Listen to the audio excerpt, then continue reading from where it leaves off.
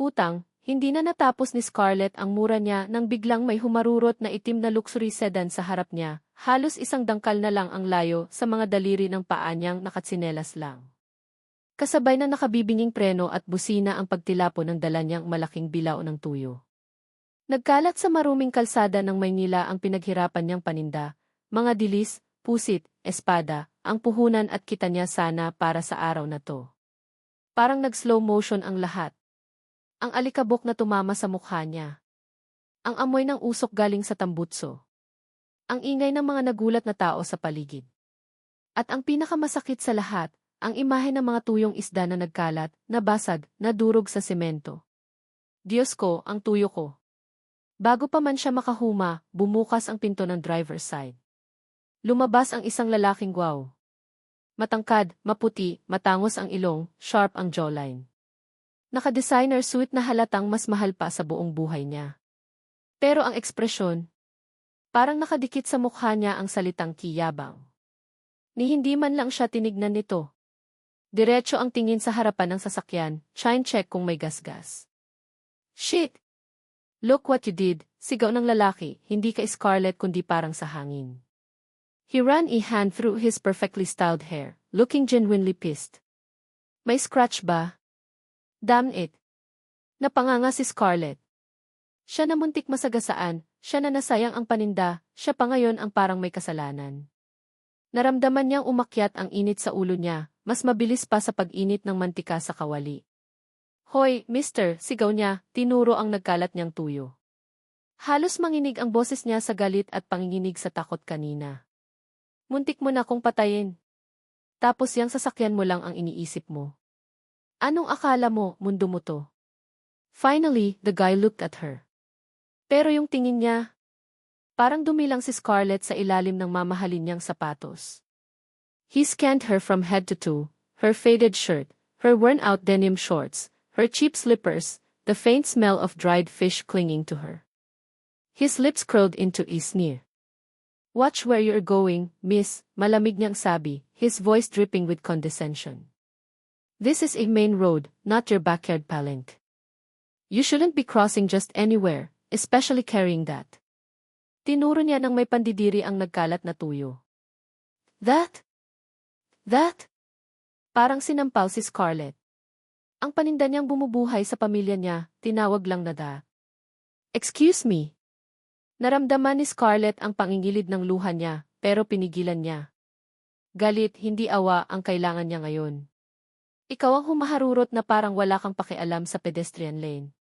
Kita mong tatawid ako, di ba? Tapos ako pa ang mali? Yes, this time, nagkukumpulan na ang mga tao. May mga naglalabas na ng cellphone, kinukuhanan sila. Mga usyosero't usyosera, ready sa panibagong chismis. Naririnig niya ang bulungan. Grabe, yung kotso. Sino yang mayabang na yan? Kawawa naman si ate, nagkalat tuloy yung tuyo niya. Naku, away to. Viral to mamaya, pre. The man scoffed, pulling out his wallet. Kumuha siya ng ilang pirasong blue bills. 1,000. Inabot niya iyon kay Scarlett na parang nag-aabot ng limos sa pulubi. Here, sabi niya, still not looking her in the eye. Buy yourself something cleaner. And stay off the road. Napatitig si Scarlett sa perang inaabot sa kanya. Para siyang binuhusan ng malamig na tubig na may kasamang yelo at asin. Ang kapal ng mukha. Akala ba niya mabibili ng pera niya ang dignidad niya? Ang pagkamuntik niyang madisgrasya. Ang nasayang niyang paninda at pagod. Sa sobrang galit, kinuha niya ang pera. Hindi para tanggapin, kundi para ibato pabalik sa mukha ng mayabang na lalaki. Tumalsik ang mga bill sa mamahalin niyang suite. Keep your money, nanggagalaiting sigaw ni Scarlett, halos pumiyok na siya. Naramdaman niya ang pagtulo ng luha niya, hindi na niya mapigilan. Luha ng galit, ng hiya, ng frustration. Hindi mabibili ng pera mo ang pagiging bastos mo. Hindi ko kailangan ng limos mo. Ang kailangan ko, respeto. Sana mabulok ka sa kayamanan mo, hayop ka. Gulat na napatingin sa kanya ang lalaki, pati na rin ang mga tao sa paligid. Shock registered on his arrogant face for a split second before it hardened again into cold anger. Nakita ni Scarlett ang pag-igting ng panga nito. He picked up one bill that landed near his shoe, crumpled it slowly, then threw it back onto the pile of scattered, dirty dried fish. Hindi na siya nagsalita pa. Tinalikuran lang siya nito, sumakay sa kotse niya, at pinaharurot paalis na parang walang nangyari. Iniwan si Scarlett doon, umiiyak, nanginginig, napapalibutan ng mga taong nagbubulungan at kumukuha ng video, at nang nagkalat niyang paninda na simbolo ng nasirang araw at nasaktang pagkatao niya.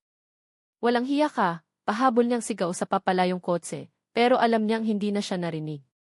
Napaupo siya sa gilid ng kalsada, sa tabi ng bilao niyang walang laman at doon humagulgol. Ang galit at gulat ay napalitan ng matinding sakit at hiya. Sino ba iyon? Bakit ang sama niya?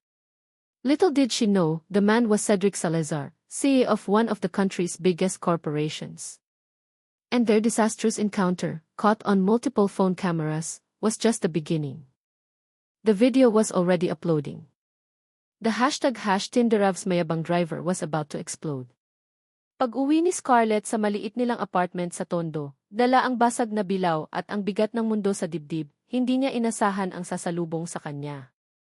Hindi ang sermo ng nanay niya tungkol sa nasayang na paninda, kundi ang anak niyang teenager na si Mikay na tumatakbo palapit sa kanya, mataas ang hawak na cellphone. Nay! Nay! Grabe ka, Nay! Viral ka, tili ni Mikay parang nanalo sa loto. Trending ka sa TikTok at Facebook. Look oh! Napakunot ang noo ni Scarlett. Viral? Ako? Pinakita ni Mikay ang screen. Doon, kitang-kita ang mukha niya, galit, umiiyak, sumisigaw sa isang mayabang na lalaki sa tabi ng isang magarang itim na kotse. Kuha mula sa iba't ibang anggulo. May slow-mo pa nung binato niya yung pera. May background music na dramatic. May mga caption na, #Tinderavs mayabang driver, #girlpower, #wag tularan si kuya, at ang pinaka-nakakainis, #tuyowars. Anak ng tuyo nga naman. Gusto niyang maiyak ulit, pero this time sa hiya at inis. Hindi lang pala siya napahiya sa harap ng maraming tao kanina, kundi sa harap na ng buong Pilipinas, o baka buong mundo pa kung sino man ang makakakita nito online. Mikay, burahin mo yan. Nakakahiya, sigaw ni Scarlett, pilit inaagaw ang cellphone. Nay, di ko mabubura, no? Nasa ibang account yan. Ang daming shares oh. Saka, wag ka mag-alala, Nay, kampi kaya sila sayo. Basahin mo comments. Excited pa rin si Mikay. Sumilip si Aling Nena, nanay ni Scarlett, mula sa kusina, hawak ang sandok. Halata ang pag-aalala sa mukha. Anong viral yan? Scarlett, anak, ano bang nangyari? Sabi ng kumare ko, nakita ka raw sa kanto na umiiyak, nagkalat daw yung paninda mo. Bumuntong hininga si Scarlett. Umupo siya sa upuang plastik nila, ramdam ang pagod at bigat ng loob. Nay, may nakaaway po ako. Muntik na kong masagasaan. Tapos yung paninda ko, ayun, nasayang lahat. Hindi niya masabi yung part na binastos siya at binato ng pera. Masyadong masakit. Tapos, Nay, sabad ni Mikay, hindi mapigilan ang bibig, binastos siya nung driver. Ang yabang. Mayaman siguro. Pero palaban si nanay. Binato niya yung pera pabalik. Boom! Ginaya pa ni Mikay yung itsura ni Scarlett sa video. Nanlaki ang mata ni Aling Nena. Ano? Binato mo ng pera? Naku, Scarlett. Baka balikan ka niyan. Delikado yan. Hayaan niyo na, Nay. Kasalanan niya naman talaga mahinang sabi ni Scarlett, nakayuko. Gusto na lang niyang matulog at kalimutan ang araw na to, pero paano? Nagkalat na sa internet ang mukha niyang parang pinagsakluban ng langit at lupa. Samantala, sa isang malamig at maluwag na opisina sa Makati, hindi rin mapakali si Cedric Salazar. Kanina pa nagriring ang telepono niya. Ang kanyang AC head na si Emil Ramirez ay pawis na pawis habang binibrief siya, hawak ang isang tablet na nagpapakita ng nagtetrending na video.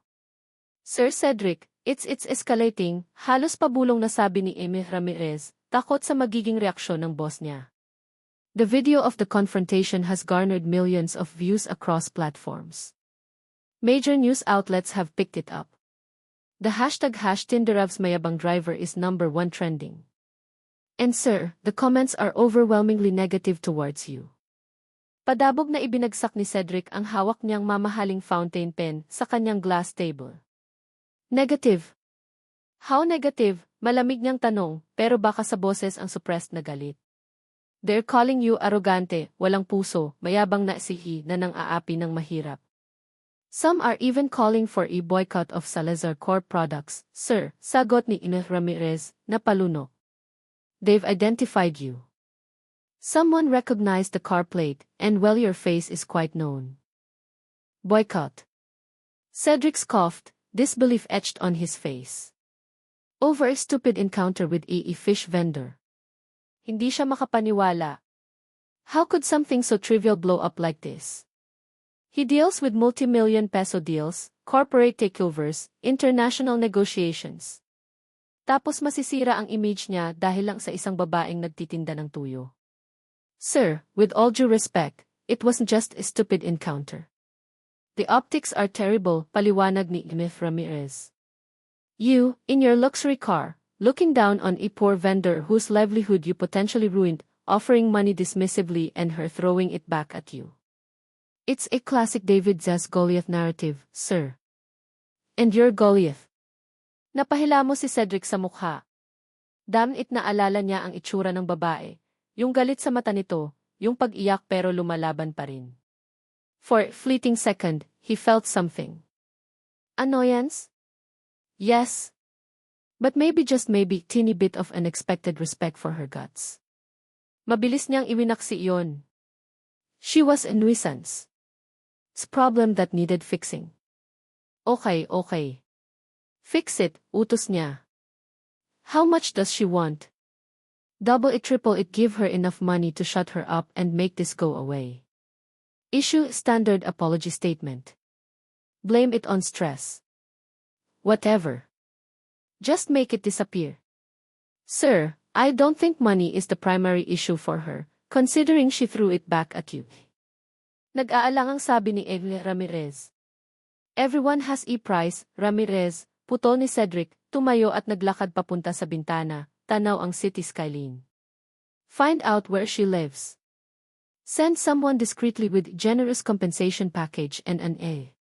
Make sure she signs it. This needs to be contained. Now.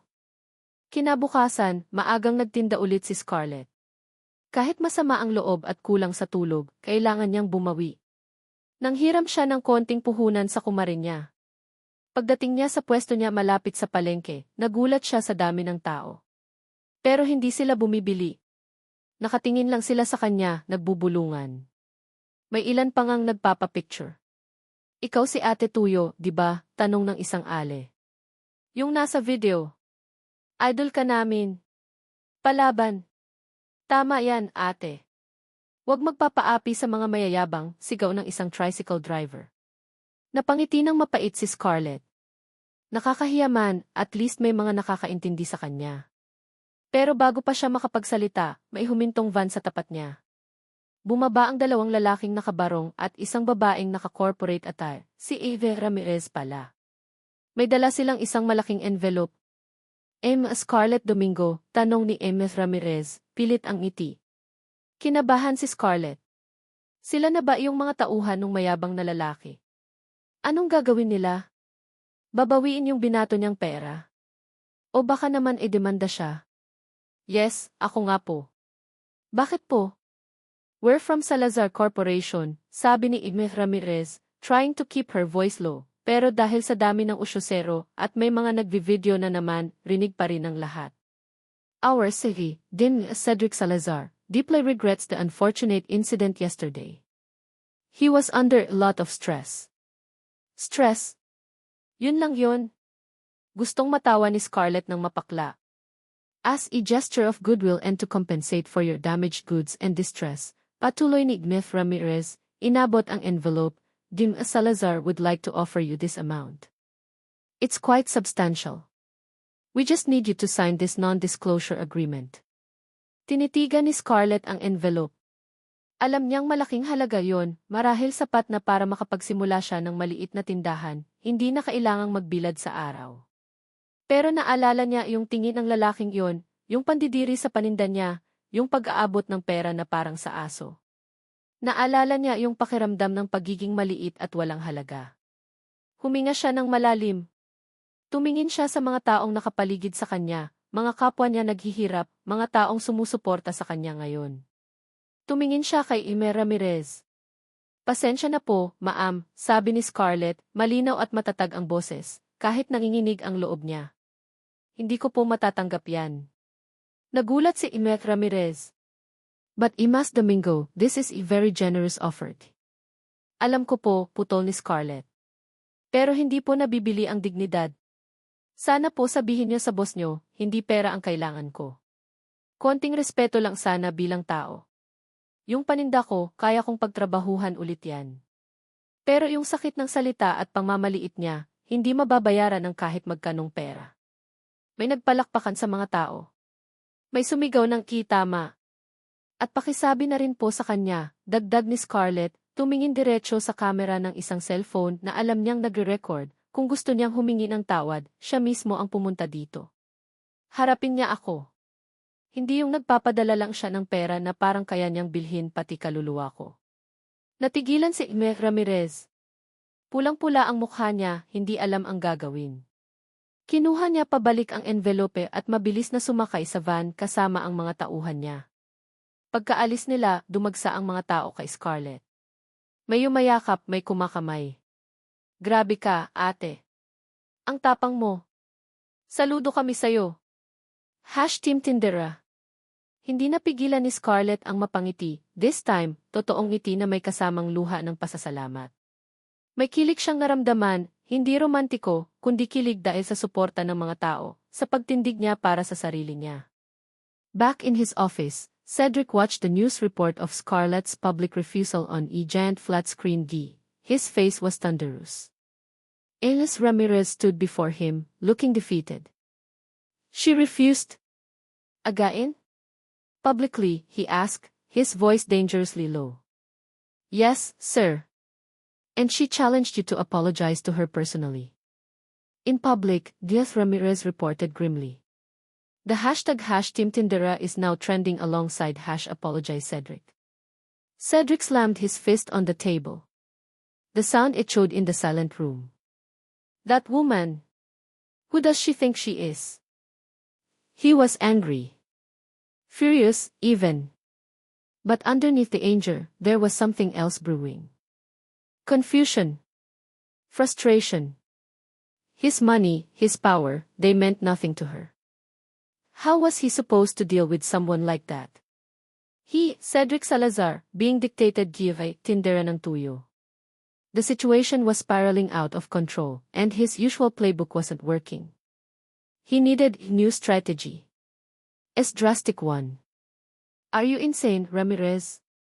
The roar echoed in Cedric Salazar's penthouse office, making his ziti head flinch. You want me to go to that filthy market and sell dried fish with her? For a whole day? Is this a joke? Ines Ramirez stood her ground, clutching her tablet showing dismal approval ratings and negative social media sentiment graphs. Sir, with all due respect, this is no longer just about you. It's about Salazar Corp. Stocks are dipping, major endorsement deal is on hold, and the board is getting anxious. We need a drastic move to turn public opinion around.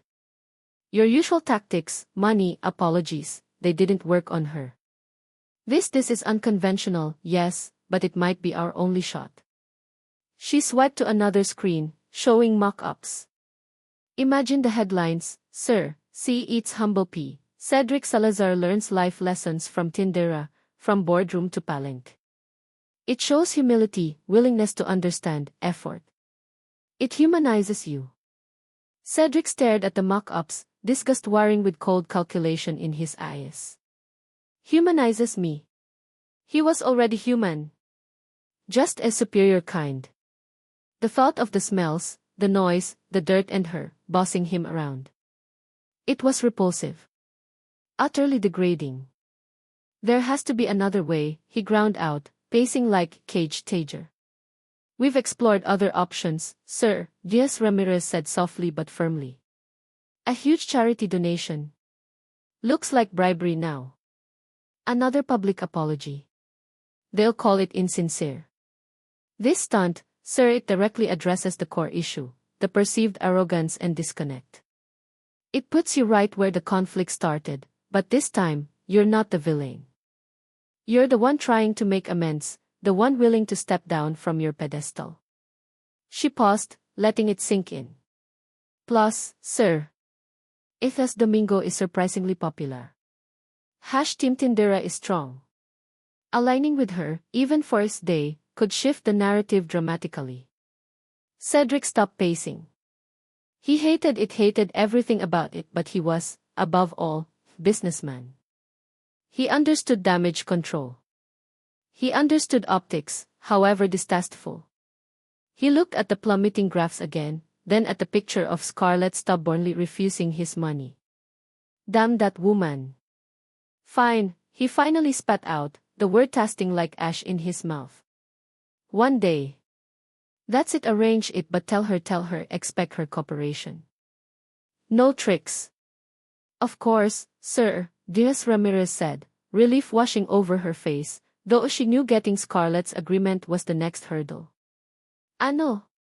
Pumunta siya dito. Sa palengke. Magtitinda ng tuyo kasama ko. Hindi makapaniwalang tanong ni Scarlett kay Ms. Ramirez, nakasama na naman ang dalawang nakabarong na alalay, pero this time, mas maingat ang approach. Nasa tapat sila ng bahay ni na Scarlett, hindi sa gitna ng palengke.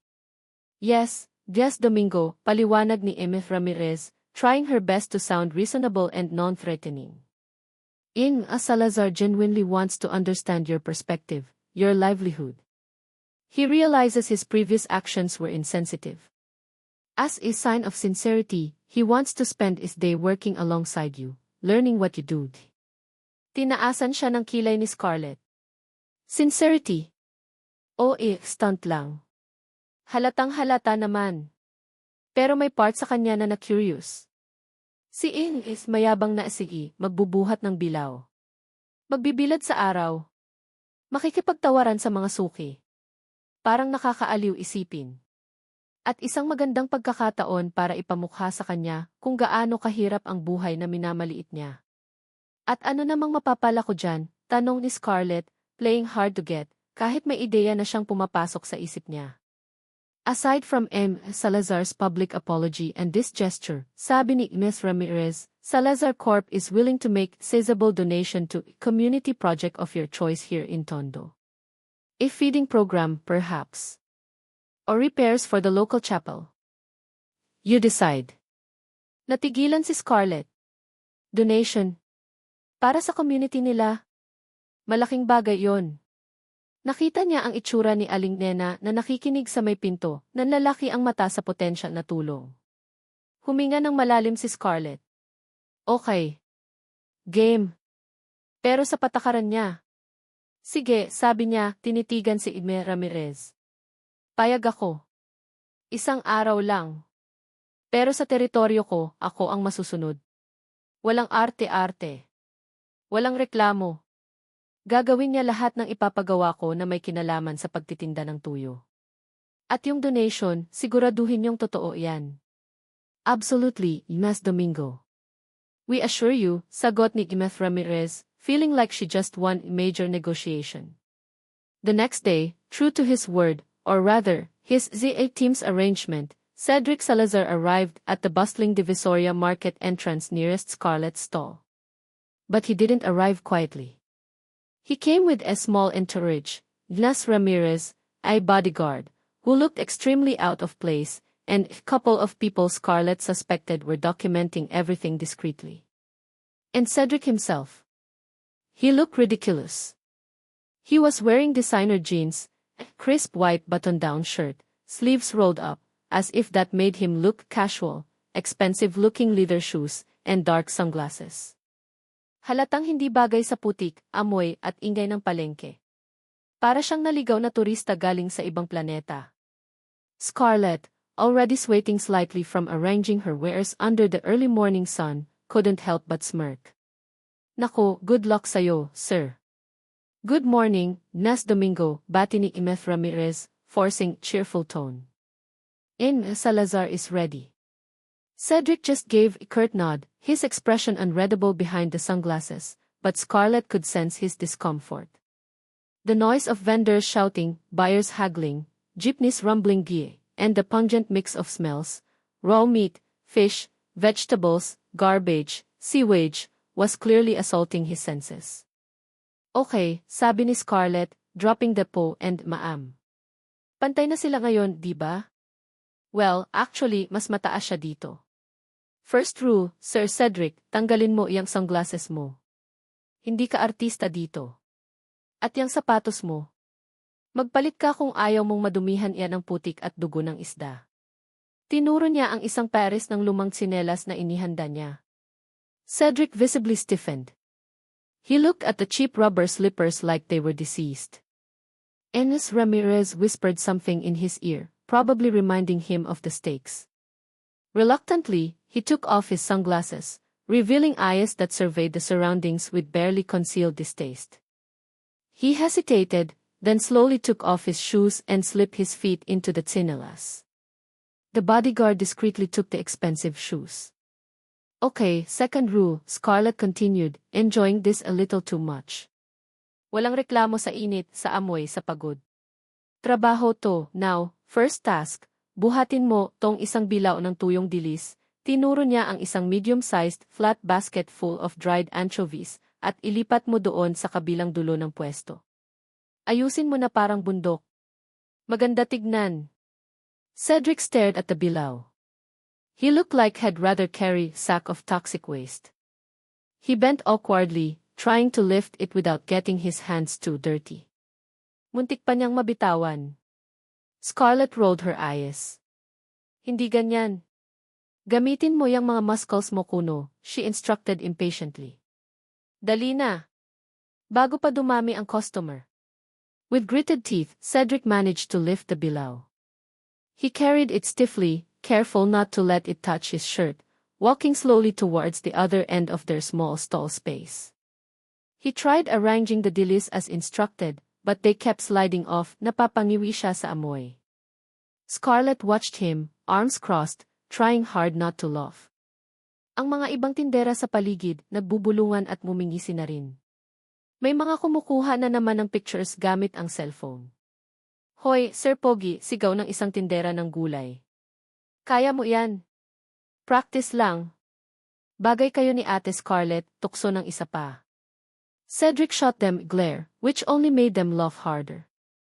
Scarlett just shook her head, a small smile playing on her lips. Tampuhan level, high. Kilig level, 0 for now.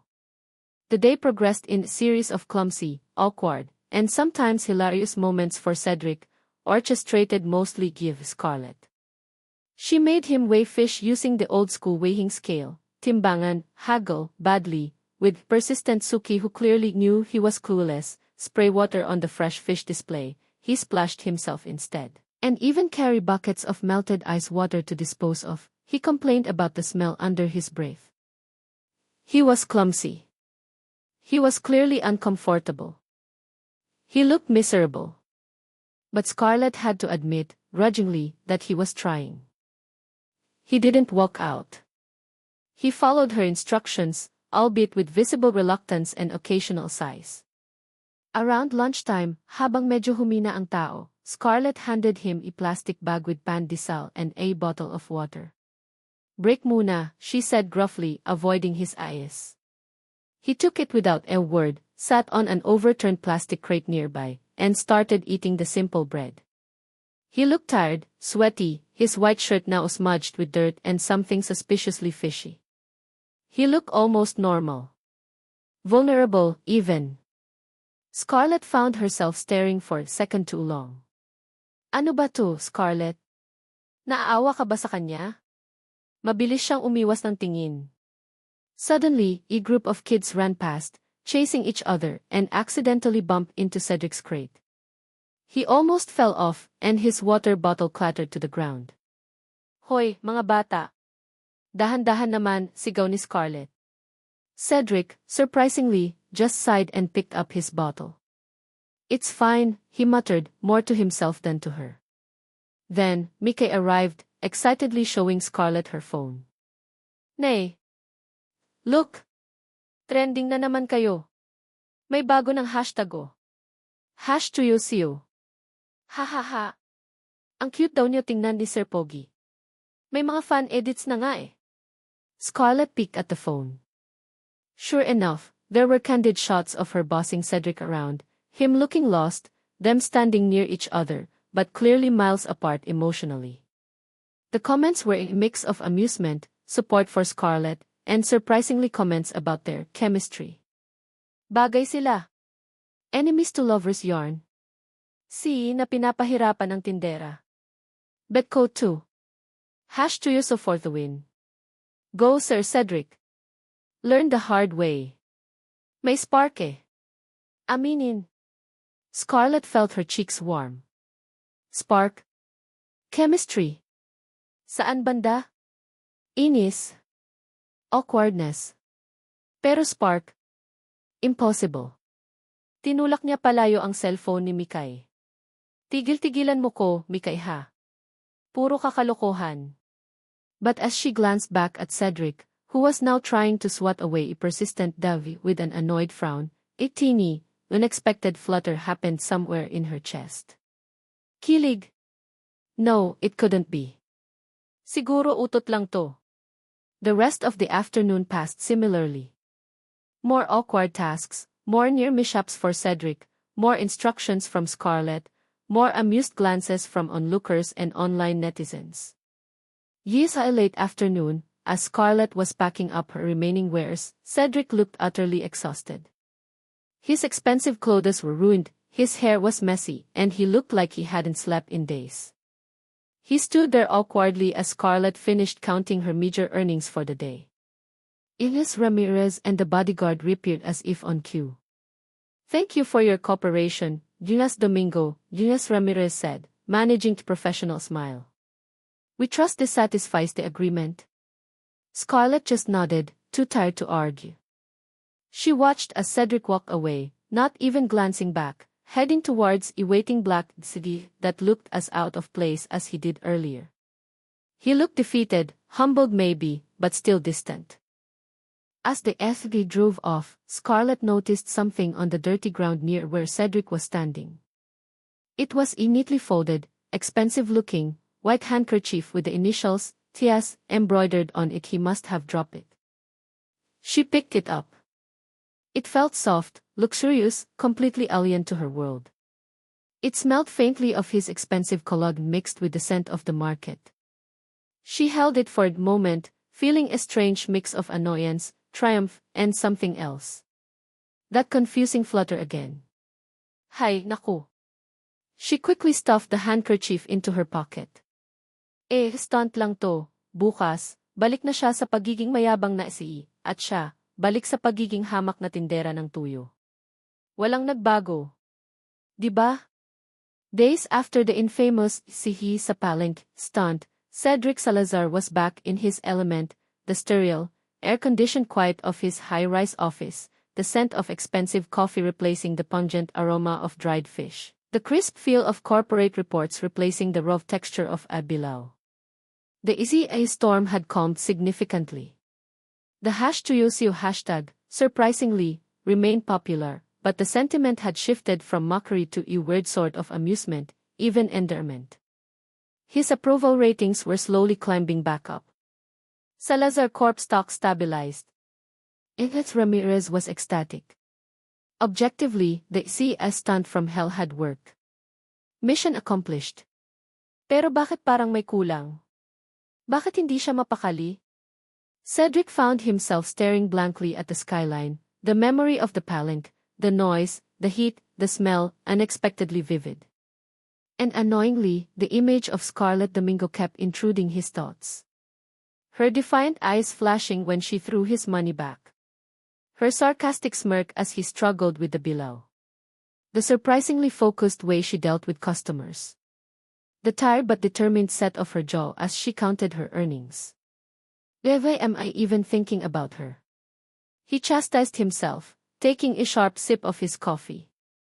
She was just a means to an end, a pawn in his damage control strategy. A loud, stubborn, exasperating woman who smelled faintly of tuyo. He opened his laptop, intending to review the quarterly projections, but his fingers betrayed him. He typed #tuyosio into the search bar. Pictures and short clips flooded the screen. Candid shots of him looking miserable, juxtaposed with Scarlett looking completely in charge.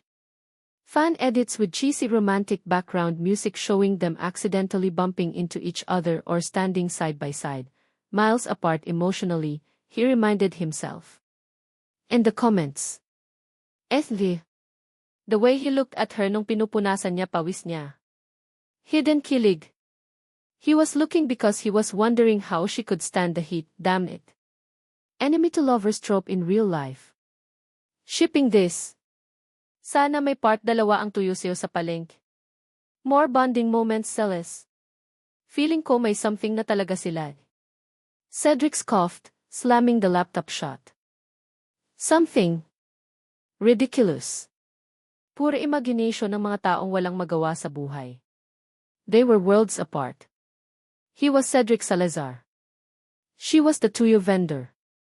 But then, Yunez Ramirez came in, beaming. Sir, great news.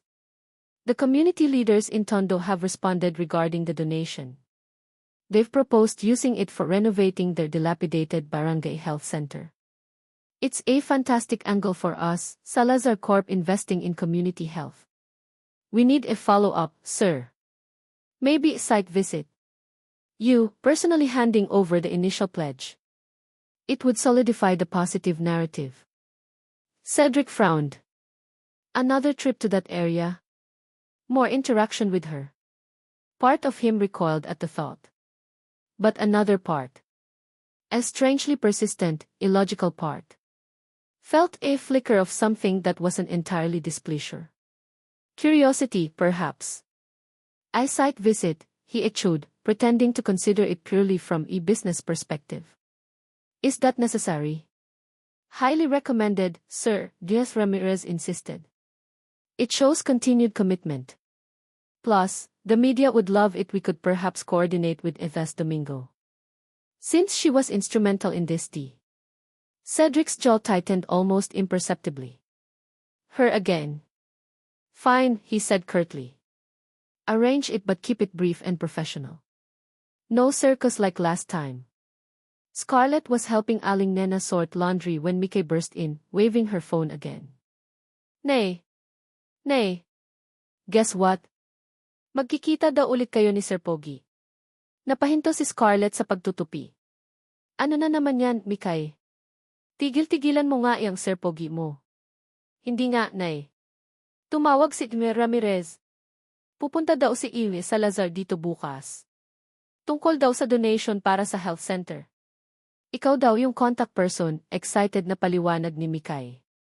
Pupunta siya dito. Ulit? Nag-init ang pisngi ni Scarlett. Bakit? Anong kailangan niya? Hindi ba tapos na yung stunt nila? Baka naman gusto lang talaga niyang makatulong. She mentally slapped herself. Asa ka pa, Scarlett. May kailangan lang yan for sure. Ano ngayon kung pupunta siya, sabi niya, pilit pinapakita na wala siyang pakialam. Pero sa loob-loob niya, may kung anong kaba siyang naramdaman. Naalala niya yung panyo. It was washed and folded neatly, hidden away in her small aparador. Hindi niya alam bakit niya tinago. Kinabukasan, Scarlett waited near the rundown barangay hall, which also housed the small, cramped health center. Pinilit niyang mag-ayos ng konti, nagsuot ng medyo bago niyang t-shirt at maong pants, nagsuklay maigi. Hindi para sa kanya, no. Para di naman kahiya-hiya sa barangay. Cedric arrived, not in the flashy sports car, but in a more discreet black SUV, with just Yunez Ramirez and one serious-looking male assistant this time. He was dressed in smart casuals again, a polo shirt, slacks, decent shoes. No sunglasses. He looked less intimidating than usual. Maybe just tired. Yunez Domingo, he greeted, his voice even, offering a brief nod. Walang bahid ng yabang o inis tulad ng dati. Yunez Salazar, Scarlett nodded back, trying to keep her voice steady. Tuloy po kayo. She led them inside the barangay hall, where the barangay captain and a couple of health workers were waiting.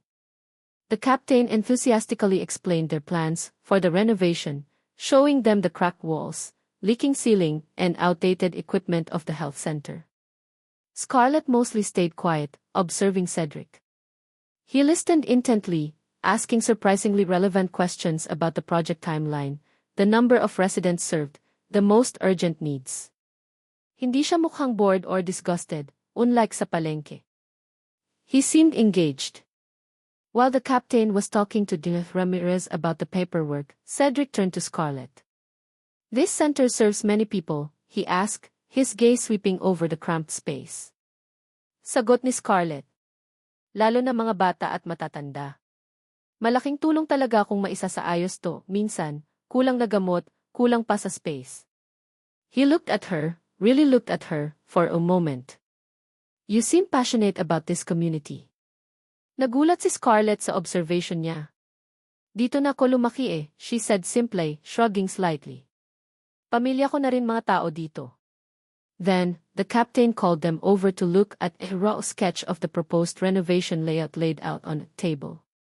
As they both leaned in, their shoulders brushed. "Sis, parang may kuryenteng dumaloy." Sabay silang napaiwas ng konti, nagkatinginan saglit, surprise flickering in both their eyes, bago mabilis na ibinalik ang tingin sa papel. Scarlett felt her face flush. "Ano iyon?" She could feel his proximity, the faint scent of his cologne again, cleaner this time, without the market smell. It was distracting. Later, as they were stepping out of the hall, Scarlett almost tripped on an uneven part of the pavement. Before she could fall, a hand shot out and grabbed her arm, steadying her. It was Cedric's. His grip was firm but not harsh. His fingers were warm against her skin.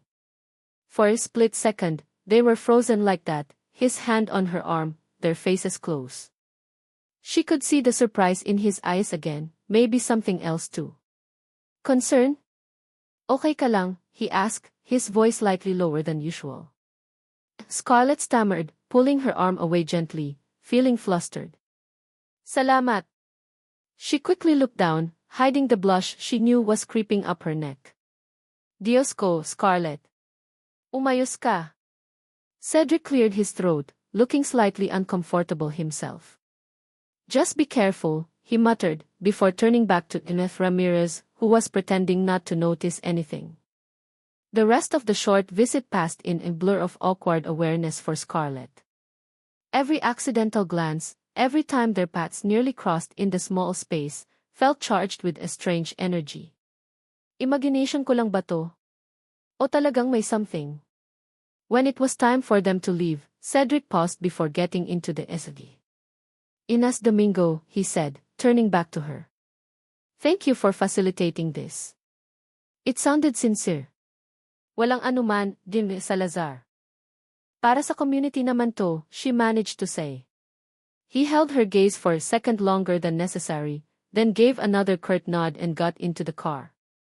As the SUV pulled away, Scarlett stood there, watching it disappear down the crowded street. Her heart was beating unusually fast. Confused ang lola mo. That night, hindi siya mapakali. She found herself replaying the day's events. His questions about the health center. The accidental brush of their shoulders. His hand on her arm.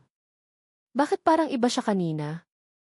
Or was she just reading too much into things because of those stupid #ToYouSeeYou comments? Hindi pwede. Hindi talaga pwede. She opened her aparador and took out the folded white handkerchief. She traced the embroidered TS initials with her finger. Ano ba talaga, Cedric Salazar? Stunt lang ba lahat ng to? O baka naman may katiting na totoo? A small, hopeful, traitorous smile touched her lips before she quickly suppressed it. Meanwhile, inside his sleek condo unit overlooking the city lights, Cedric loosened his tie, pouring himself a glass of expensive whiskey. He leaned against his floor-to-ceiling window, swirling the amber liquid. He should be feeling satisfied. The EAT was back on track. The donation was a solid move. But his mind kept replaying the image of Scarlett almost tripping, the brief contact when he caught her arm, the surprised look in her eyes, the way she quickly looked away, flustered. He remembered the determined way she spoke about her community, her simple sincerity. He found himself smiling. A small, secret smile. He caught his reflection in the dark glass and quickly wiped the expression off his face. What the hell is wrong with me? This was getting complicated. He took a long gulp of his whiskey. It didn't burn away the confusion, or the unexpected warmth that lingered from holding her arm. May something ba o imagination ko lang? Lumipas ang ilang araw pagkatapos ng site visit sa health center. Tahimik. Masyadong tahimik para kay Scarlett. Balik na naman siya sa dati niyang routine, gising ng madaling araw, biyahe papuntang Divisoria sakay ng maingay na jeepney, maghapong pagtitinda ng tuyo sa ilalim ng araw o ulan, uwi sa gabi na pagod ang katawan at isip. Walang #tuyosyo updates. Walang biglaang pagdating ni Eme Ramirez. Walang awkward na sihi na sinusubukang maging tao. Parang panaginip lang ang lahat. O mas tamang sabihin, parang isang kabanata sa teleserye na tapos na. Pero bakit ganito? Bakit parang may hinahanap-hanap siya? Bakit sa bawat paghinto ng magarang sasakyan malapit sa pwesto niya, napapasilip siya, kalahati umaasa, kalahati natatakot na baka siya yon? Ano ba, Scarlett? Itigil mo yan. Isang hapon, habang nagliligpit na siya ng paninda, tumunog ang luma niyang cellphone. Unknown number. Nag-alinlangan siyang sagutin pero baka importante. Hello? Ines Domingo. Scarlett. Isang boses na pamilyar pero hindi niya agad matukoy kung kanino. Hindi si Ines Ramirez. Lalaki. Medyo mababa. Sino to? May sandaling katahimikan. It's Cedric Salazar. Natigilan si Scarlett. Nanuyo ang lalamunan niya. Si Cedric. Tumatawag sa kanya. Sa personal niyang numero. Paano niya nakuha? Kay Ines Ramirez siguro. Pero bakit? Din Salazar. Bakit po kayo napatawag? Pilit niyang pinatatag ang boses niya, kahit nagwawala na ang puso niya sa loob. I need to talk to you. About the health center project. May ilang follow-up questions lang ako na hindi ko natanong last time.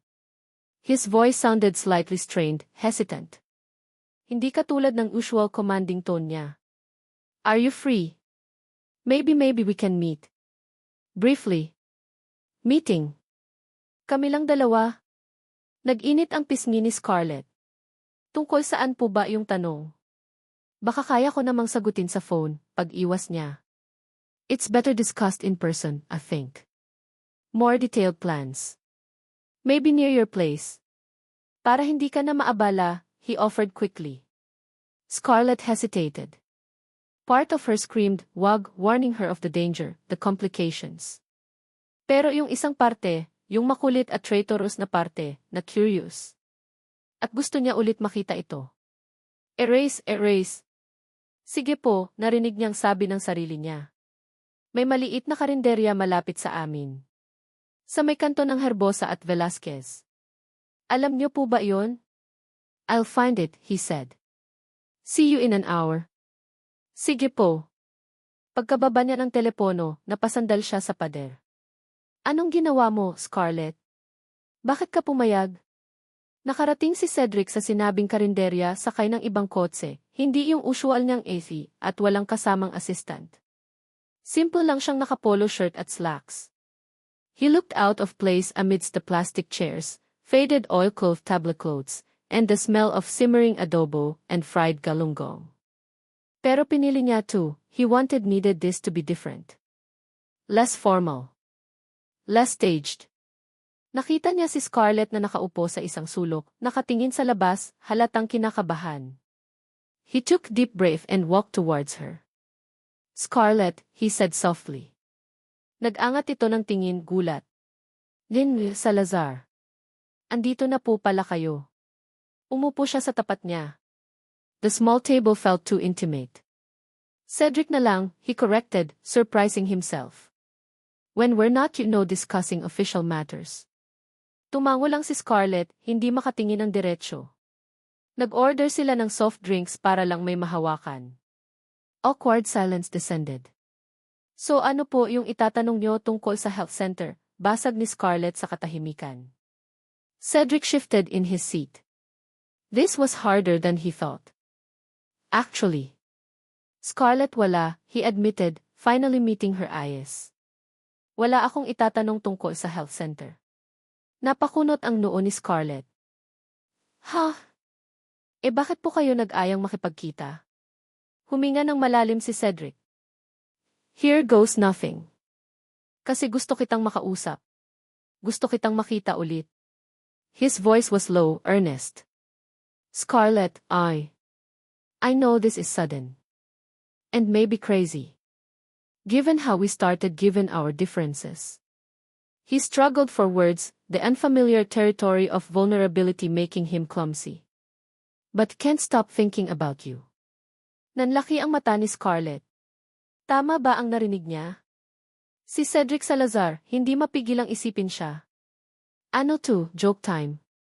The way you stood up to me, the way you handled yourself, sa palengke, the way you care about your community, even the way you get annoyed with me, he continued, a small, self-deprecating smile touching his lips. You're different. Real. You affect me in ways no one else has. He leaned forward slightly, his gaze intense. Scarlett, I think I'm falling for you. Parang nabinggi si Scarlett. Falling for me? Ang sisi na mayabang, na minamaliit siya, na parang dumilang ang tingin sa kanya noon. Ngayon, sinasabing nahuhulog sa kanya. Naramdaman niyang namuo ang luha sa mata niya, luha ng gulat, ng pagkalito, at ng isang kirot na hindi niya maintindihan. Linwil Salazar. Cedric Lee. Nanginginig ang boses niya. Hindi po ako naniniwala. It's true, Scarlett, he insisted, reaching across the table to tentatively touch her hand. She flinched back as if burned. Hindi. Mabilis niyang binawi ang kamay, tumayo siya bigla. Nanginginig ang buong katawan niya. Hindi totoo yan. Pinaglalaruan mo lang ako, di ba? Part pa rin ba to ng easy stunt niyo? Para masabing yung mayabang na na in love sa hamak na tindera. Para lalong gumanda image mo. The words tumbled out, fueled give years of feeling small, years of believing she wasn't good enough for anything more than what she had. No. Scarlett, it's not like that. Cedric stood up too, his voice rising slightly, laced with frustration and hurt. This has nothing to do with EC. This is real for me. Real. Scarlett laughed bitterly, tears finally escaping her eyes. Anong real, Cedric? Langit ka, lupa lang ako. Mayaman ka, mahirap lang ako. Tingin mo ba mag-work to? Tingin mo ba tatanggapin ako ng mundo mo? O ikaw, tatanggapin ka ba ng mundo ko? Tingin mo ba kakayanin kong makita yung mga tingin ng tao, yung mga bulungan na gagamitin mo lang ako o pera lang habol ko sa'yo? Her voice cracked with pain and fear. Hindi mo ko naiintindihan. Hindi mo alam kung gaano kahirap dito. Tapos ikaw, basta ka nalang susulpot, sasabihin mong nahuhulog ka sakin. Para ano? Para saktan lang ako sa huli? She shook her head vehemently. Hindi pwede, Cedric. Masakit pero iyon ang totoo. Hindi tayo bagay. Bumalik ka na lang sa mundo mo. Dun ka na babagay. Hindi siya makapaniwala sa mga sinasabi niya, pero kailangan. Kailangan niyang itulak ito palayo bago pa siya mas lalong masaktan. Bago pa siya umasa sa isang bagay na alam niyang imposible. Cedric looked stunned, as if she had physically slapped him. The sincerity in his eyes was replaced by a flicker of pain, then a familiar coldness started creeping back, like shield being raised. He saw her fear, her insecurity, her rejection. And it hit him right where it hurt the most. So, that's it, he asked, his voice devoid of its earlier warmth. You won't even give it a chance. Because you're scared? Because you think I'm just playing? Scarlett whispered, turning away, unable to look at the hurt in his eyes any longer. Umalis ka na. Please. Cedric stood there for another moment, his jaw tight, his fists clenched. Then, without another word, he turned and walked out of the carinderia, leaving Scarlett alone with her tears and the echoing finality of her words. Scarlett ran home, tears streaming down her face. Pumasok siya sa maliit niyang kwarto at doon humagulgol sa unan. Bakit ang sakit? Bakit parang pinagsisisihan ko? Pero alam niya kung bakit niya ginawa yon. Takot. Takot siyang masaktan. Takot siyang hindi maging sapat. Takot siyang umasa sa isang fairytale na hindi naman para sa kanya. Masakit pero totoo. Paulit-ulit niyang sinasabi sa sarili. Hindi kami pwede. Kinuha niya yung panyong may bordang sif mula sa aparador. Hinawakan niya iyon ng mahigpit, basa na ng luha niya. Bakit kasi kailangan pang mangyari to? Cedric drove aimlessly, the city lights blurring past him. Scarlett's words echoed in his mind, hindi tayo bagay. Pinaglalaruan mo lang ako. Bumalik ka na lang sa mundo mo. Rejection. Again. He ended up in a high-end, dimly lit bar, ordering the strongest whiskey they had. Shot after shot. He welcomed the burn, hoping it would numb the ache in his chest, the resurgence of an old, familiar pain. Elvis did even Kiyosai. He felt bitterly. He let his guard down, showed a glimpse of vulnerability, and this is what he got pushed away. Mistrusted. Just like before. Flashback. Different woman's face swam in his drunken haze. Laughter that turned cruel. Promises whispered, then broken. The sharp sting of betrayal. The feeling of being used, discarded. Hindi ka naiba sa kanya, key voice whispered in his memory, cold and cutting. Akala mo lang espesyal ka, pero iiwan ka rin. He slammed his fist on the bar counter, rattling the glasses. Damn it, he cursed under his breath. The bartender gave him a wary look but kept his distance. Cedric signaled for another drink. He was right all along. Emotions were weaknesses. Attachments led to pain. Trust was a fool's game. He built walls around his heart for a reason. And Scarlett Domingo, the Fistituyo vendor who somehow managed to breach those walls, just proved him right. She pushed him away before he could get hurt worse. Or maybe she hurt him already. He drank until the faces blurred, until the pain became dull throb, until the only thing left was the familiar emptiness and the bitter taste of whiskey and regret. He was back where he started, alone, guarded, believing that love, real connection, was just a fantasy not meant for someone like him. Broken. Ilang araw ang lumipas na parang multo si Scarlett sa sarili niyang buhay. Ang bigat sa dibdib na iniwan ng pag-uusap nila ni Cedric sa karinderya ay hindi nawawala. Parang batong nakapasan sa balikat niya, paalala ng mga salitang binitiwan niya, hindi tayo bagay. Bumalik ka na lang sa mundo mo. At nang sakit na nakita niya sa mga mata nito bago ito tumalikod. Tama ba ang ginawa niya? Siguro. Para protektahan ang sarili niya.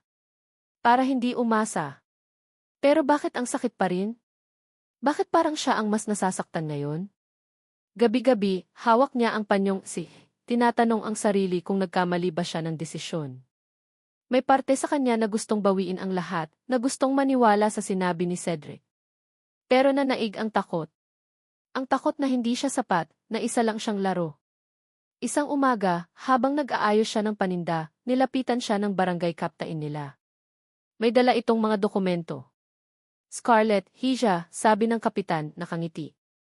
Ito na yung final papers para sa initial funding ng health center renovation galing sa Salazar Corp. Kailangan ko lang ng pirma mo bilang representative ng community na nakipag-coordinate sa kanila, tapos kailangan na itong maipadala agad sa opisina nila para ma-release na yung pondo. Napatingin si Scarlett sa mga papel. Salazar Corp. Opisina nila. Cedric. Bigla siyang kinabahan. Pero para to sa health center, sa community nila. Hindi niya pwedeng i-delay to dahil lang sa personal niyang drama. Sige po, kapirmahan ko na po, sabi niya, kinuha ang ballpen. Salamat, Hija. Pwede mo bang dalhin na lang to ngayon sa Salazar Tower sa Makati? Urgent daw kasi sabi ni Ms. Ramirez para mahabol sa check processing nila this week, pakiusap ng kapitan. Ako? Pupunta sa opisina nila? Parang nanuyo ulit ang lalamunan ni Scarlett. Pero ano bang magagawa niya? Sige po, kapako na pong magdadala. Matapos niyang makapagbenta ng konti at maihabilin ang natirang paninda sa katabing pwesto, nagbihis si Scarlett ng pinakadesente niyang damit, isang simpleng blouse at itim na pantalon na pinahiram ni Mikay, at isinuot ang luma pero malinis niyang sapatos. Sumakay siya ng jeep, tapos jeep ulit papuntang Makati. Habang nasa biyahe, hindi niya mapigilang isipin si Cedric. Makikita niya kaya ito? Anong sasabihin niya? Anong gagawin niya? Focus, Scarlett. Para to sa health center. Pagdating niya sa Salazar Tower, para siyang nilamon ng building. Ang taas, ang laki, puro salamin. Ang mga tao sa loob, ang gaganda ng suot, mukhang mga importanteng tao lahat. Pakiramdam niya, isa siyang langgam na naligaw sa palasyo. Naglakas loob siyang lumapit sa reception desk. Miss, magde-deliver lang po ng documents para kay Cedric Salazar or Ms. Ramirez, sabi niya, medyo nahihiya. Tiningnan siya ng receptionist mula ulo hanggang paa, bahagyang tumaas ang kilay, pero naging professional. One moment, ma'am. Tumawag ito sa intercom. Maya-maya, okay po, ma'am. Please proceed to the 45 floor, executive wing. Someone will meet you there. Nanginginig ang tuhod ni Scarlett habang nasa elevator siya paakyat.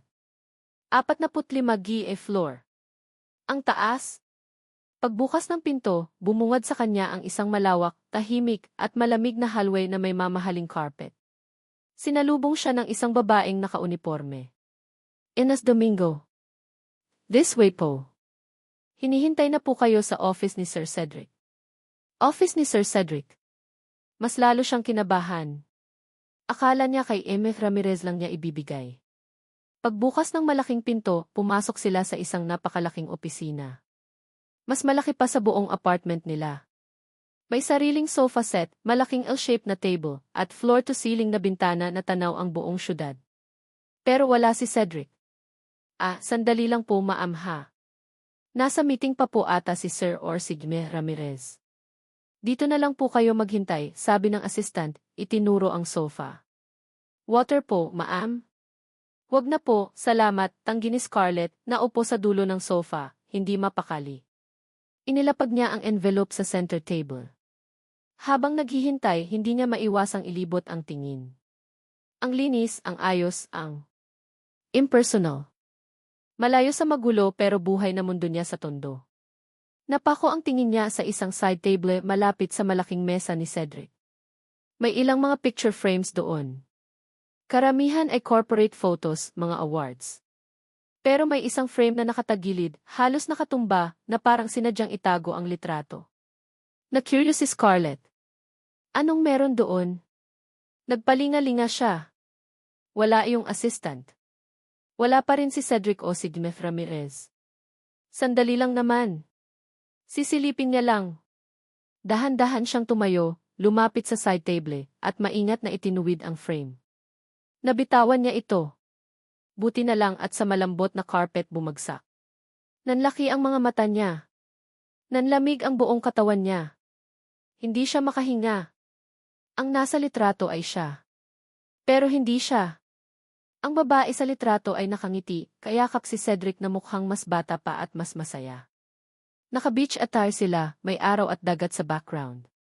Ang babae kamukhang kamukha niya.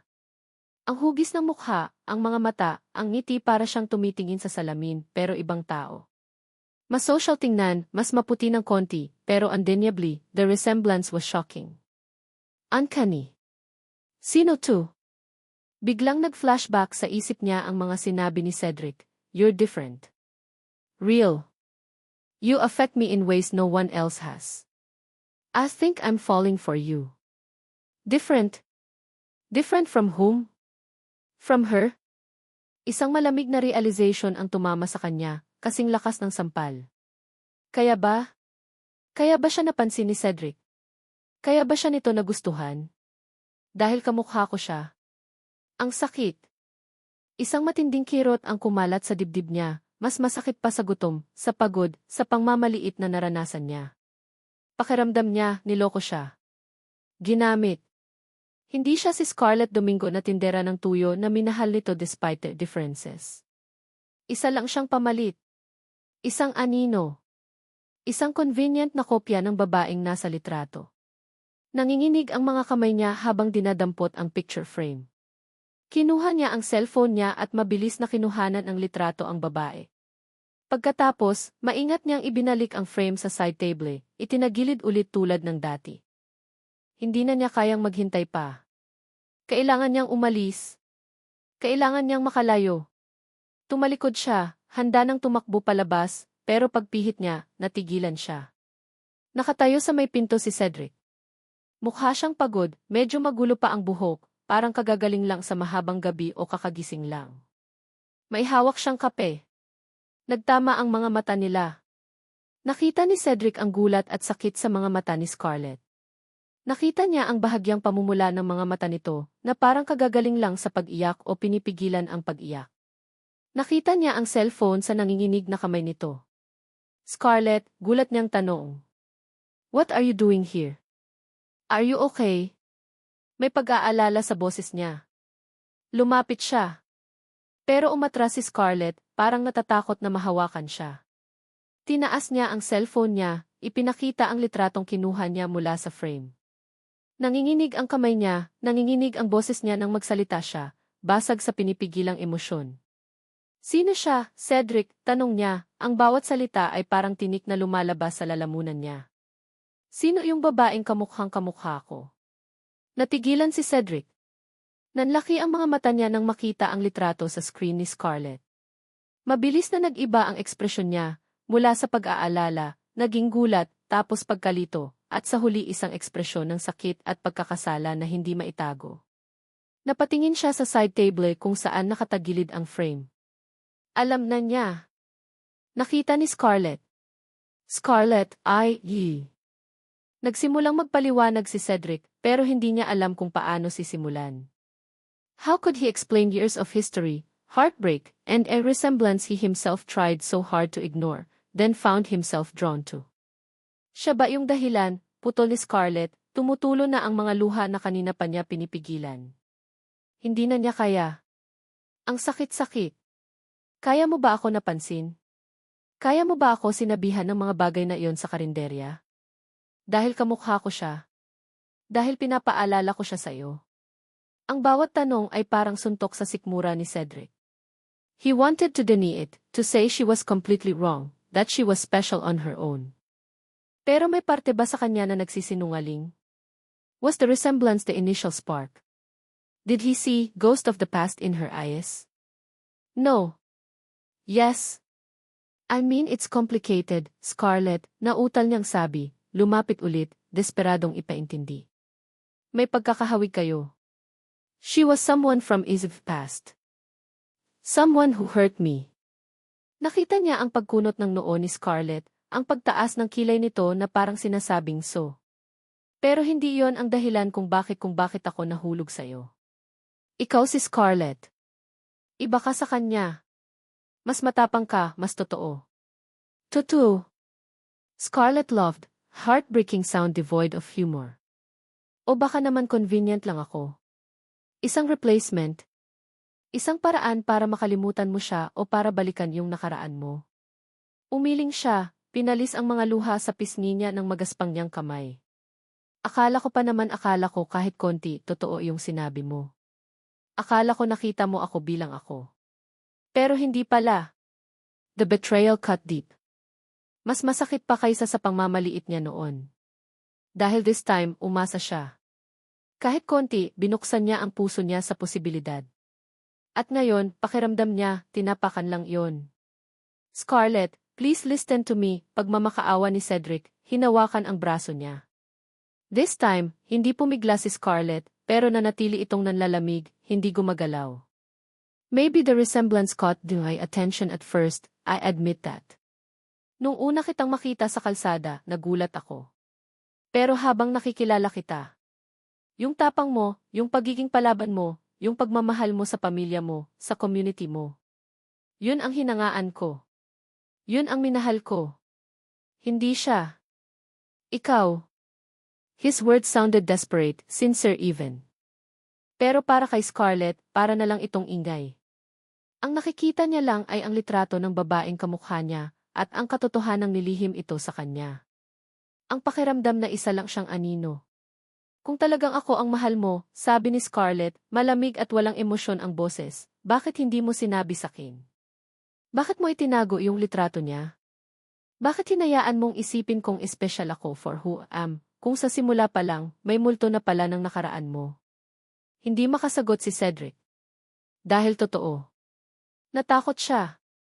Natakot siyang baka isipin ni Scarlett na iyon lang ang dahilan. Natakot siyang baka itulak siya nito palayo, tulad ng ginagawa nito ngayon. I was scared, mahina niyang amin. Scared you would think exactly this. Scared you would leave. Well, congratulations, Cedric, mapait na sabi ni Scarlett, marahang inalis ang kamay nito sa braso niya. You got what you were scared of. Kinuha niya ang envelope ng document sa center table. Ito na yung papeles para sa health center, sabi niya, inilapag ito sa mesa ni Cedric, hindi na tumitingin sa kanya. Salamat na lang sa tulong mo sa community.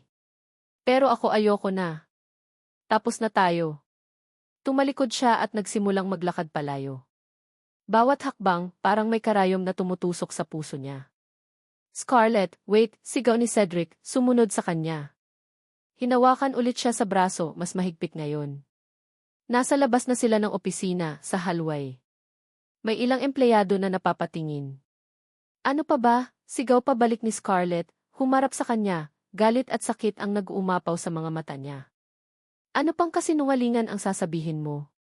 Biglang bumuhos ang malakas na ulan sa labas. Makikita sa malaking bintana sa dulo ng hallway ang pagpatak ng ulan sa salamin, ang pagdilim ng langit. Parang nakikisabay sa drama nila. It wasn't a lie. The feelings for you are real, desperadong sabi ni Cedric, bumabagyo rin ang emosyon sa loob niya. Hinawakan niya ang magkabilang balikat ni Scarlett, pilit na pinapaharap sa kanya. Yes, I made a mistake by not telling you. I was a coward. Pero maniwala ka, Scarlett, mahal kita. Mahal kita bilang ikaw. Umiling lang si Scarlett, patuloy ang pag-agos ng luha na humahalo na sa imahinasyon niya sa patak ng ulan sa bintana. Hindi ko na alam kung ano nang paniniwalaan ko sa'yo, Cedric. Sobrang sakit. Binitawan niya ang pagkakahawak ni Cedric. Tumakbo siya papunta sa elevator, pinindot ang down button ng paulit-ulit, gustong makalayo agad. Scarlett, pahabol na sigaw ni Cedric, naiwang nakatayo doon, basang-basa ang puso sa sakit at pagsisisi, habang pinapanood ang pagsara ng pinto ng elevator, dala palayo ang babaeng mahal niya, na sinaktan niya dahil sa multo ng kanyang nakaraan. Ang ulan sa labas ay lalo pang lumakas, parang umiiyak para sa kanilang dalawa. Ang mga araw pagkatapos ng komprontasyon sa opisina ni Cedric ay naging blanko para kay Scarlett. Umiiyak siya tuwing gabi, yakap ang unan, ang imahe ng babaeng kamukha niya at ang sakit ng pagkakatuklas na iyon ay parang multong hindi siya tinitigilan. Sa umaga, pilit niyang binubuo ang sarili. Kailangan niyang magtinda. Kailangan niyang kumilos para sa pamilya niya. Pero ang dating sigla niya, ang tapang na ipinapakita niya sa mundo, ay nabawasan. Para siyang basag na salamin na pilit pinagdudugtong. Hindi na siya umasa pang makita o marinig mula kay Cedric. Tinapos na niya. Sinabi na niya ang dapat sabihin. Kahit masakit, kailangan niyang tanggapin. Pero si Cedric, hindi niya kayang tanggapin iyon. Ang mga huling salita ni Scarlett, tapos na tayo, ay parang sirang plakang paulit-ulit na tumutugtog sa isip niya. Ang sakit sa mga mata nito, ang pakiramdam ng pagtataksil na idinulot niya, hindi niya kayang basta na lang kalimutan. This time, it wasn't just his pride that was wounded, it was something deeper. He knew he messed up badly by hiding the truth, by letting his own fear dictate his actions. Pero ang nararamdaman niya para kay Scarlett, totoo iyon. At hindi siya susuko. Pero paano? How could he convince her when he had broken her trust so fundamentally? Hindi nagagana ang pera. Hindi nagagana ang mga salita lang. He needed to show her. Through actions. Consistent, genuine actions. Without expecting anything immediately in return.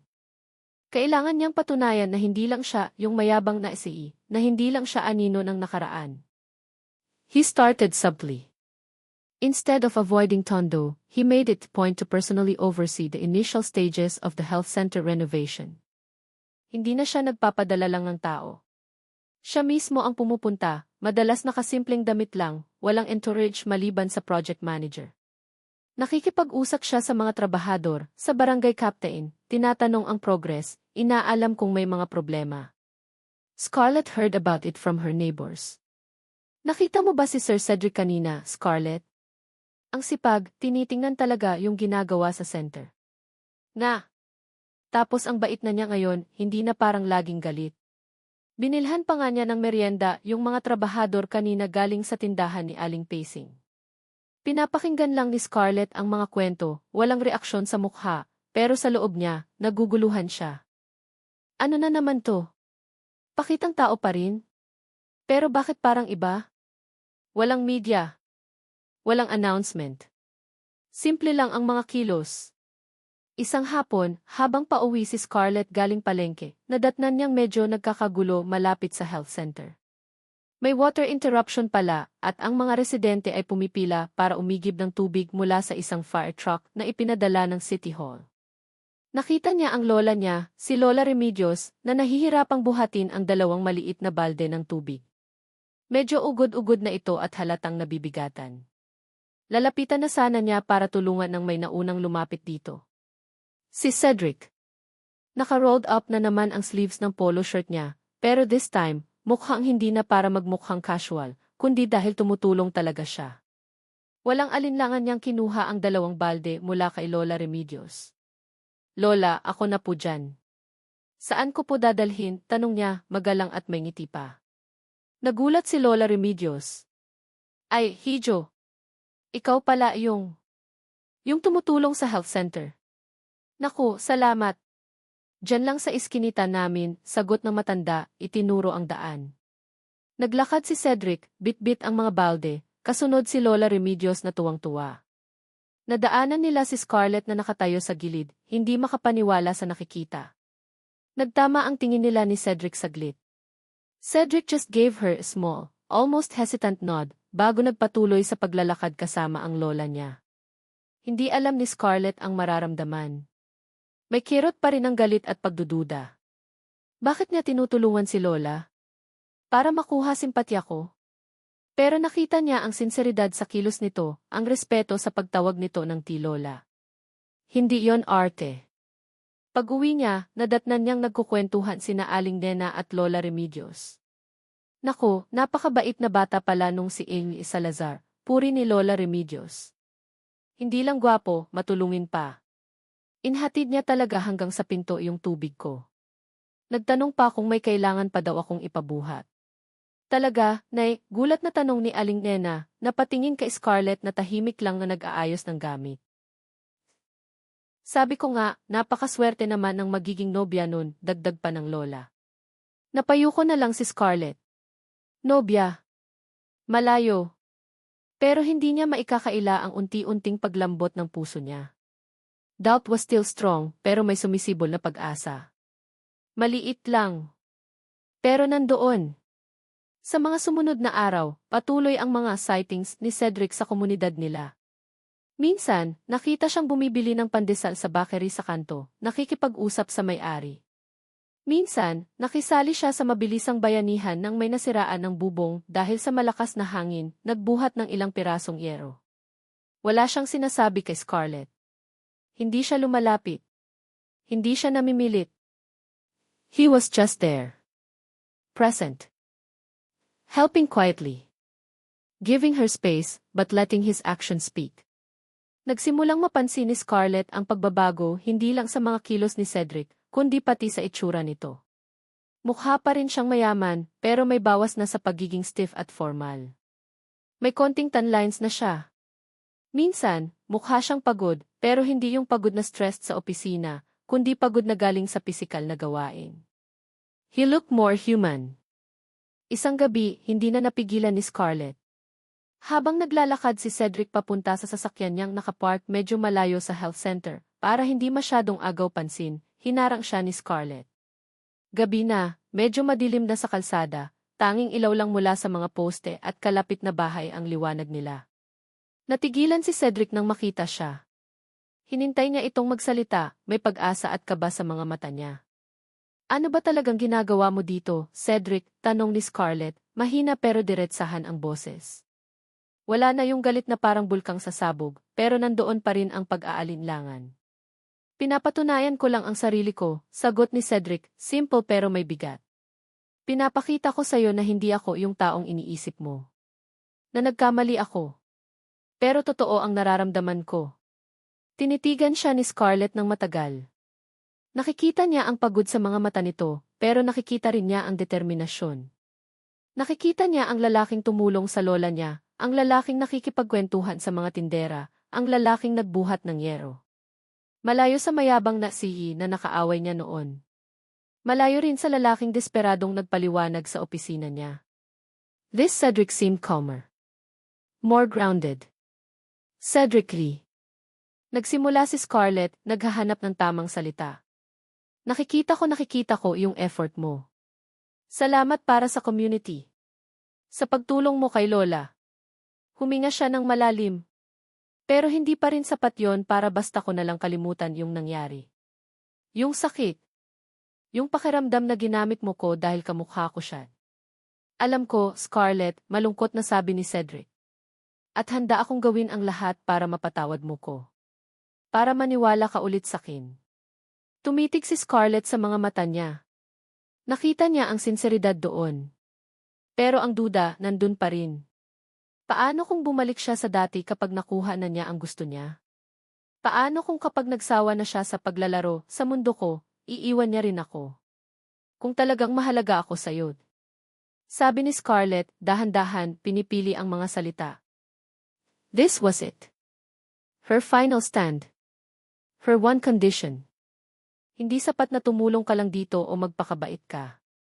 Kailangan mong maintindihan ako. Hindi lang yung galit ko, hindi lang yung hirap ko. Kailangan mong maintindihan kung sino talaga ako at kung ano talaga ang pangarap ko. Napakunot ang noo ni Cedric. Pangarap mo? Tumango si Scarlett, may bagong determinasyon sa boses niya. Lahat ng tao dito, tingin sakin, tindera lang ng tuyo. Ikaw, nung una, tingin mo sakin, istorbo lang, tapos naging easy problem, tapos naging anino ng nakaraan mo. Tumingin siya sa malayo, sa mga ilaw ng tondo. Pero may pangarap ako, Cedric. Pangarap na hindi lang makaraos sa araw-araw. Pangarap na hindi mo kayang bilhin o ayusin lang ng pera mo. Tumingin siya pabalik kay Cedric, diretso sa mga mata nito. Kung talagang mahalaga ako sa'yo, kung talagang gusto mong patunayan na ako si Scarlett ang nakikita mo at hindi siya alamin mo kung ano yun. Intindihin mo. At ipakita mo sa akin na naiintindihan mo.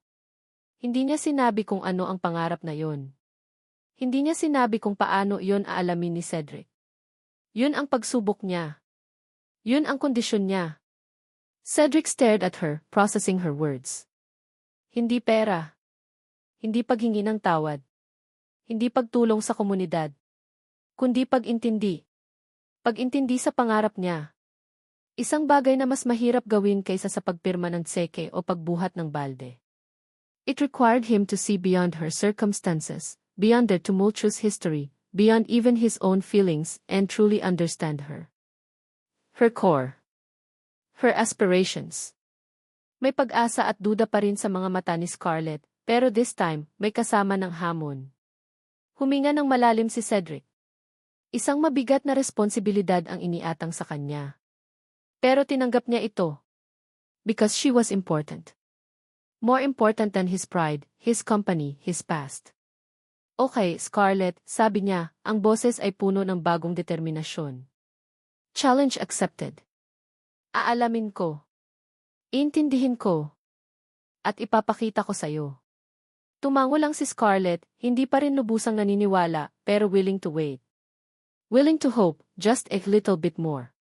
Tumalikod na siya at nagsimulang maglakad pa uwi, iniwan si Cedric doon sa ilalim ng post ng ilaw. Nag-iisip kung paano niya sisimulan ang pinakamahirap na hamon na natanggap niya sa buong buhay niya. Ang intindihin ang pangarap ng babaeng unti-unti nang nagpapagaling sa basag niyang puso. 1 linggo, 2 linggo, 3 linggo ang lumipas mula nang ibigay ni Scarlett ang kanyang kondisyon kay Cedric. At sa loob ng 3 linggong iyon, parang bulang naglaho si Cedric Salazar sa Tondo. Wala na ang mga sightings. Wala nang sihi na nag-o-oversee ng renovation, tumutulong kay Lola, o bumibili ng pandesal sa kanto.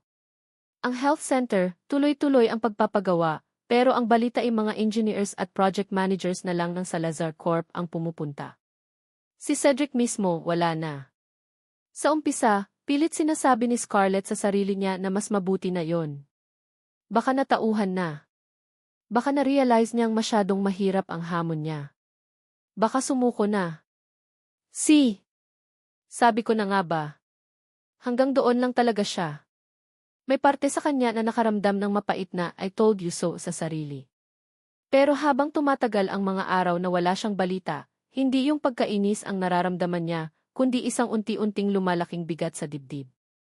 Isang klase ng disappointment na hindi niya gustong aminin. Hinahanap-hanap ba niya? Siguro.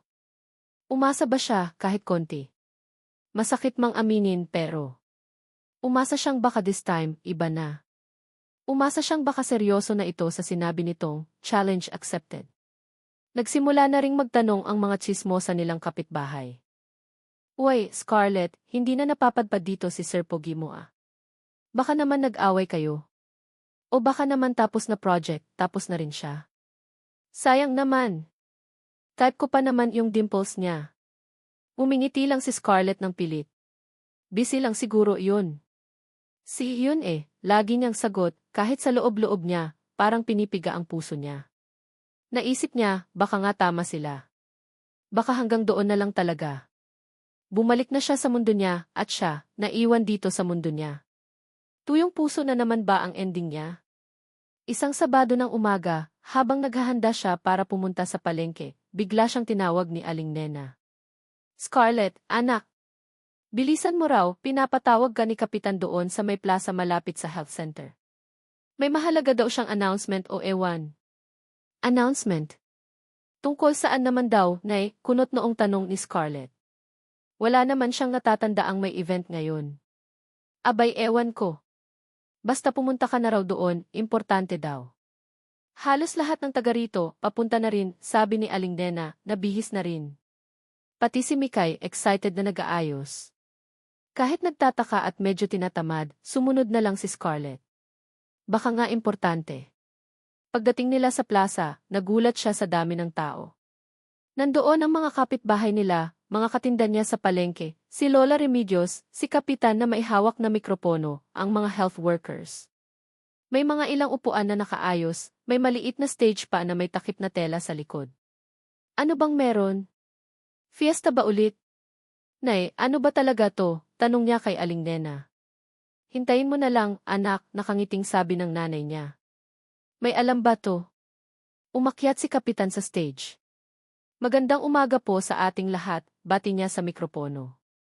Alam ko pong nagtataka kayo kung bakit ko kayo pinatawag dito ngayon.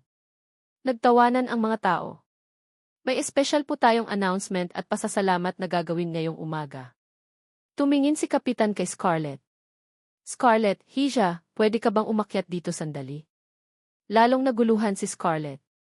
Bakit siya? Kinakabahan siyang umakyat sa stage. Ano bang ginawa niya?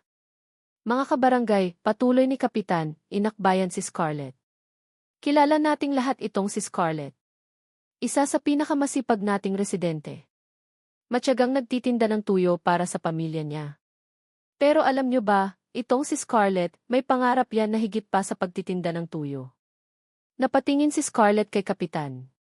Saan papunta to? At ang pangarap na yan, sabi ni Kapitan, umiti ng malapad, ay hindi na lang pangarap ngayon. Biglang may humila sa telang nakatakip sa likod ng stage. At ang lumitaw hindi stage backdrop, kundi isang bagong-bagong pwesto. Isang maliit pero malinis at maayos na tindahan. May salamin na display counter, may mga bagong freezer, may signage na nakasulat, Scarlett's Seafood Corner, Freshest catch ampersand finest dried delights. Napanganga si Scarlett. Nanlaki ang mga mata niya. Hindi pwede. Ito yung pangarap niya. Ang pangarap na minsang naikwento niya sa nanay niya nung bata pa siya, na sana balang araw, magkaroon siya ng sarili niyang maliit na tindahan ng isda at seafood, hindi lang tuyo, yung fresh din, yung disente, yung hindi na kailangan magbilad sa araw at ulan sa palengke. Paano? Nagsimulang mamasa ang mga mata niya. Tumingin siya sa paligid, hinahanap. At doon, sa gilid ng crowd, nakatayo siya. Si Cedric. Nakatingin sa kanya. Walang suot na mamahaling damit. Isang simpleng v-neck shirt at maong lang. May dala siyang hindi bulaklak. Isang pirasong malaki, maganda ang pagkakabilad, at perpektong tuyong isda. Isang espada. Naglakad si Cedric palapit sa stage, umakyat, at tumayo sa harap ni Scarlett. Ang mga tao, na tahimik, nanonood, kinikilig, nagbubulungan. Scarlett, sabi ni Cedric, ang boses niya malinaw pero may halong kaba at sinseridad. Sabi mo, kung talagang mahalaga ka sa akin, kailangan kong maintindihan kung sino ka at kung ano ang pangarap mo. Hindi mo sinabi sa akin kung ano iyon. Kaya nagtanong-tanong ako. Mumiti siya ng bahagya. Kina Aling Nena, kay Lola Remedios, sa mga kaibigan mo sa palengke. Naikwento nila yung pangarap mong magkaroon ng sarili mong seafood shop. Tumingin siya sa bagong tindahan. Hindi ito galing sa Salazar Corp, paglilinaw niya. Galing to sa akin. Pinag-ipunan ko. Pinaghirapan kong itayo kasama ang ilang kaibigan kong marunong sa construction nitong mga nakaraang linggo. Kaya ako nawala. Tumingin siya pabalik kay Scarlett, ang mga mata niya puno ng pagmamahal at pag-asa. Hindi ko to ginawa para bilhin ka, Scarlett. Ginawa ko to para ipakita sa iyo na nakikinig ako. Na naiintindihan kita. Na nakikita kita, si Scarlett Domingo, hindi yung tindera lang ng tuyo, hindi yung anino ng nakaraan ko, kundi ikaw. Yung babaeng matapang, masipag, mapagmahal, at may magandang pangarap para sa sarili niya at sa pamilya niya. Itinaas niya ang hawak niyang tuyong espada. Nagsimula tayo sa tuyo, di ba? May halong ngiti at konting hiya sa boses niya. Muntik kitang masagasaan. Nasira ko yung paninda mo. Minamaliit kita. Huminga siya ng malalim. Pero yung tuyong to rin ang nagpakita sa akin kung gaano ka katatag. Kung gaano kahalaga sa'yo ang trabaho mo. At kung gaano kakalayo sa babaeng inakala kong kamukha mo lang. Lumuhod siya sa harap ni Scarlett. Hindi isang tuhod lang, kundi dalawang tuhod, sa harap ng buong komunidad nila. Nagulat si Scarlett, napahawak sa bibig niya, humahagulgol na sa iyak, iyak ng gulat, ng saya, ng hindi makapaniwala. Naghiyawan ang mga tao. Scarlett, sabi ni Cedric, nakatingala sa kanya, ang mga mata ay basang-basa rin, hindi sa lungkot, kundi sa tindi ng emosyon. Inabot niya ang tuyong espada. Hindi ako magpo-propose gamit ang singsing na diamante ngayon. Dahil alam kong mas mahalaga sa'yo to, yung patunay na naiintindihan kita. Scarlett Domingo, alam kong nasaktan kita. Alam kong nahirapan kang magtiwala ulit. Pero nandito ako ngayon, hindi bilang kundi bilang Cedric.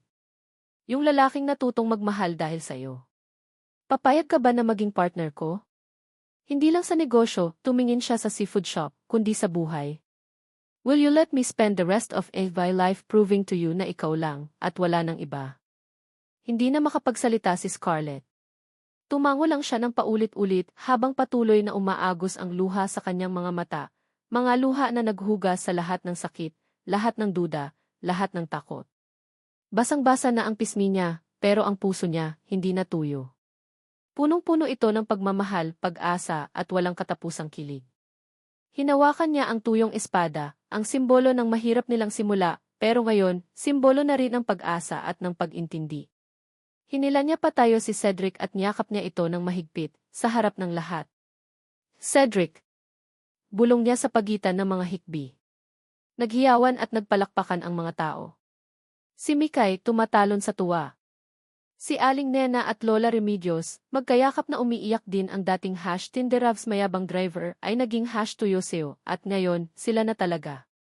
Cedric held her tightly, burying his face in her hair, relief and overwhelming joy flooding through him. Healing! Finally! He pulled back slightly, wiped her tears, and his own, and sealed their promise with a kiss. Right there in the middle of the cheering crowd, under the bright morning sun, with the scent of the sea, imagined, from her future shop, and the undeniable feeling of a happy, hard-earned beginning. Ang tuyong puso ni Scarlett ay binasa ng luha ng pag-ibig.